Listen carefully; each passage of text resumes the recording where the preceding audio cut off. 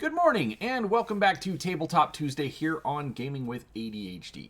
Today we're going to be taking a look at the Battletech Battleforce Counters Pack. Alright, I had to be a little careful trying to make sure I got that all out correctly. The picture that you see on the screen is not actually the product we're going to be looking at. We're not going to be looking at Interstellar Operations Battleforce.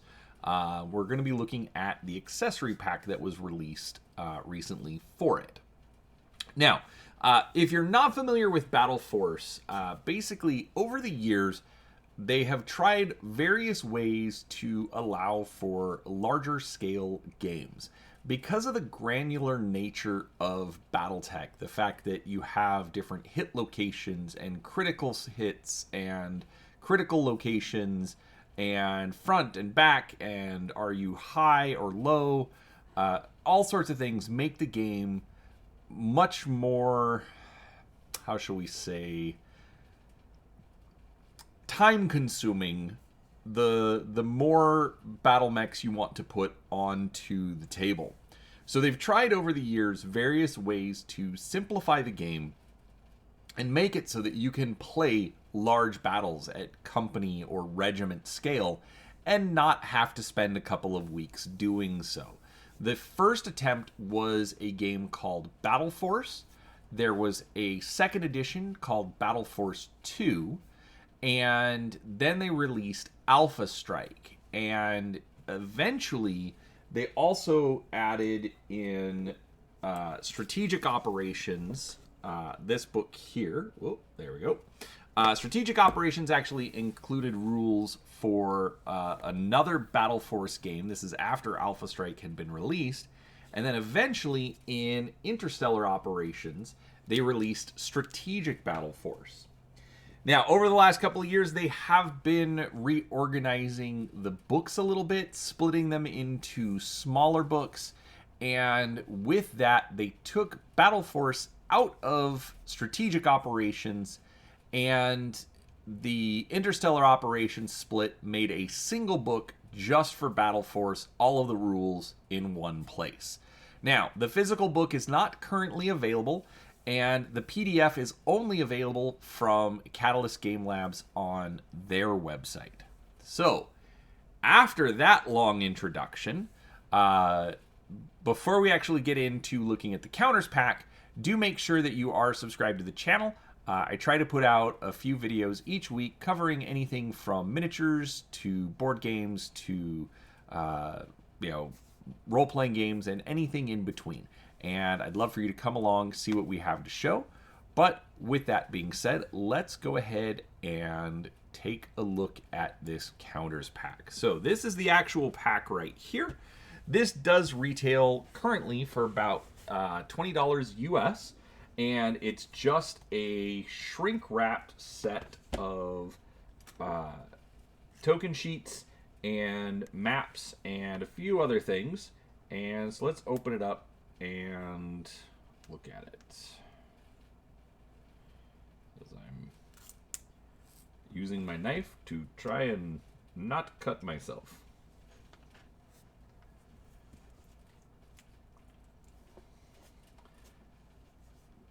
Alright, the only thing I don't like about this is that I will need to find a place to store it once it's open. But knowing me, I'm probably going to stuff it into a Battletech box, because I have a lot of them now. Okay. So, got our little cover sheet where they can put the UPC code. Nothing in here. Alright. Let's look at the counters first. So obviously these are going to be pretty standard based on the game. We've got command and request, obviously for two different sides. Double-sided, so same thing on both sides. Actually, no, they are not the same. These have numbers. These are blank. Okay. I will admit I have never played Battleforce, So most likely, because of the size of the game, this is going to represent hidden information. So you as the player would be able to look and see what number it is, but your opponent would not. Okay, so that's one sheet. All right, we now have different units. We've got wheeled, tracked, hover, light, assault, medium, heavy mechs. I do not know what the crosses are. I believe they are infantry. Because, yeah, I believe this is tracked infantry support, wheeled, hover, drop ship, jump ship. Completely unknown. Stars indicate command units, I believe. We've also got medium and assault. Radar blips on the other side so that your opponent doesn't know what they are. Now, I'm not sure if these are supposed to represent individual mechs or if they're supposed to represent individual units. Then we have an orange counter sheet of the same with its radar blips. And we have another orange counter sheet. So it looks like the symbols are all the same. We've got a couple of objectives, headquarters, fortress. So a little bit different, but for the most part, the sheets are duplicated. Changing up the numbers.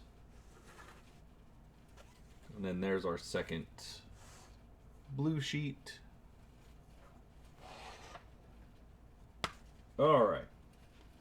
So, overall, pretty standard counters. But there are a lot of them. We get 4, 7, 13...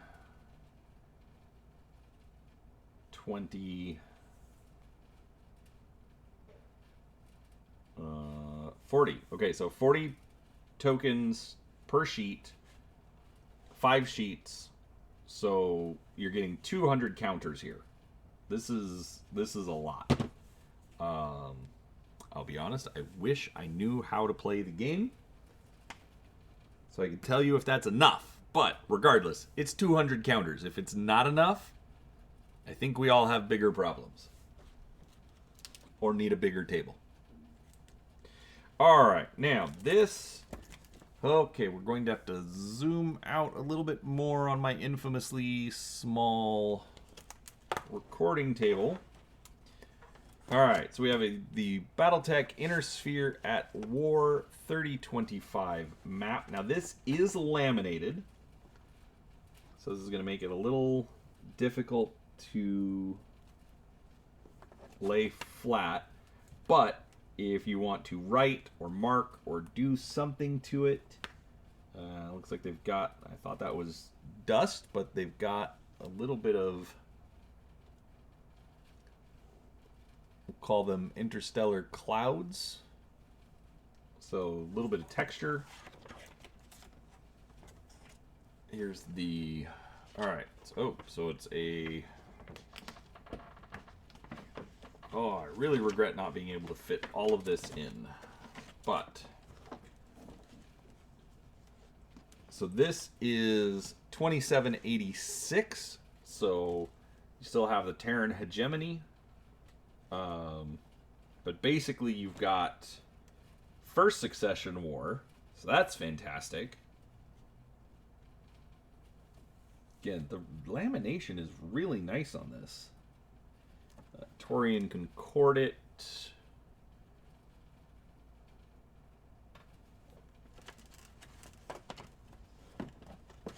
Man, I really cannot get much of this in here. But, obviously, we've got all of the major houses, capitals, lots of different worlds. Some that we're well aware of. Sarna. Yeah, this is just as a map in and of itself, this is nice. Let's see here. Let's look at the legend real quick. Alright, so distance in light years. Interstellar Hex is approximately 30 light years. If you are not familiar with Battletech lore, the farthest distance that a jump ship can travel is about 30 light years. So in a single jump. So that's what that is for. Map is courteously compiled by AT&T. I mean Comstar. Anyways, so yeah, so you get two maps, 3025 and 2780 something. Now I have to remember. 2786. All right, now you also get another map. This is also laminated. And I wasn't expecting this, but this is Earth. So if you want to invade Earth,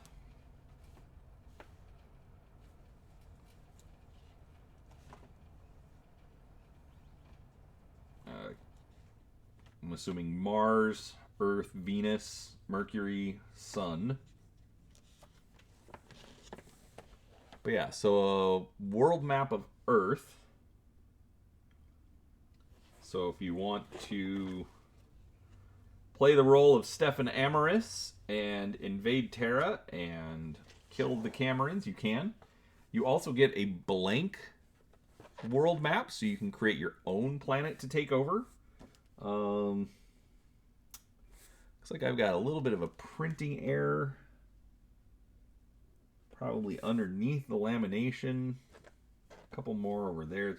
Those are definitely printing errors. Those are not, you know... There's some more. Okay, so that's a little disappointing. Not sure what happened at the printer to leave that on there. You can deal with it. It's just really frustrating to see that kind of stuff. Not sure if that's a one-off or if that's going to be consistent across them, but something to keep in mind. But that is everything that you get. So you get a planetary invasion map, a galactic conquest map, and 5 sheets of 40 tokens. Now, what do I think of this? Again, haven't played Battleforce specifically, but I think for $20, I think this is completely reasonable. It's clearly designed by people that know the game, and know why they're going to be giving you these particular components. So even a novice like myself, at least has, at least I can put faith in why those contents are there. But I really do like the fact that you get the maps, the fact that you have the 2 maps for the First Succession War and the Fourth Succession War. I'd love to see additional maps come out for this. Not sure exactly how they would do it or what kind of price point, but they could easily do maps for, say, you could do the Pentagon worlds and the clan home worlds in general. So just do like a little, clan sphere, do a modern map. I really, really want a poster size map of 3150 anyways. So, even if it had hex marks all over it, I don't care. I would absolutely love that. So I think there are a lot of options that they could do with this, and I think for the $20 price point, I think they picked a great place to start with it. So overall, if you are into Battleforce or other options, or just want some additional campaign accessories, I'd absolutely recommend it. Like I said, $20, kind of a no-brainer. That's basically my price point of I'm not really going to think about it. I think it's just fine. So with that said, Thank you for watching. I hope you enjoyed the video. If you did, please do give it a thumbs up. Make sure you're subscribed to the channel. As I said before, I do try to get a few videos out each week, and Battletech, being one of my favorite games, is a frequent appearance on the channel. So make sure you tune in for more content, and thank you for watching. We'll talk to you next time.